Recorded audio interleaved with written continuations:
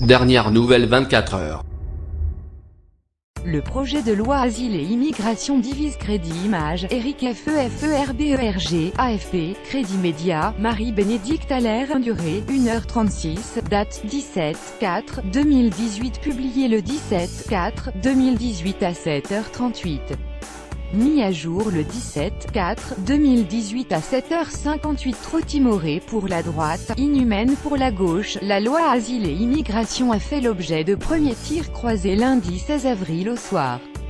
Gérard Collomb a affirmé sa volonté d'une loi œuvrant pour une immigration maîtrisée, un droit d'asile effectif, une intégration réussie. Le texte était divisé en 3 volets: l'asile et l'accueil, la lutte contre l'immigration irrégulière et le séjour et l'intégration. Sur l'asile et l'accueil, la loi vise notamment à réduire de 120 à 90 jours le délai pour déposer une demande d'asile après l'entrée en France.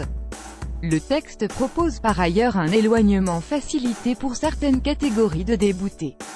Toutefois, la loi Asile et Immigration devrait permettre pour les mineurs, une extension de la réunification familiale aux frères et sœurs ainsi qu'une meilleure protection des jeunes filles exposées à un risque de mutilation sexuelle. Pour lutter contre l'immigration irrégulière, le gouvernement souhaite renforcer les pouvoirs d'investigation et du régime de l'assignation à résidence en cas de menace à l'ordre public, ainsi que d'augmenter la durée maximale de la rétention administrative portée de 45 à 90 jours. Enfin, sur le séjour et l'intégration, la loi propose notamment d'étendre le passeport talent, mais aussi faciliter l'installation des étudiants-chercheurs.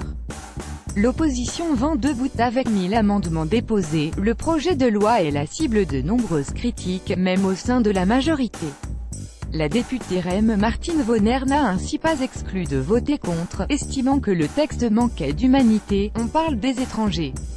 Mais ce sont des hommes, des femmes, des enfants, qui ont eu un parcours parfois très long et traumatique.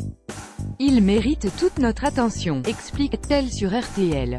Sur l'allongement de la durée de rétention administrative, la députée s'interroge sur la capacité des centres à proposer un accueil digne sur une période longue. À droite, l'opposition dénonce une petite loi qui ne permettra pas à la France de sortir du chaos migratoire, a ainsi déclaré Guillaume Larrivé, LR, à l'Assemblée.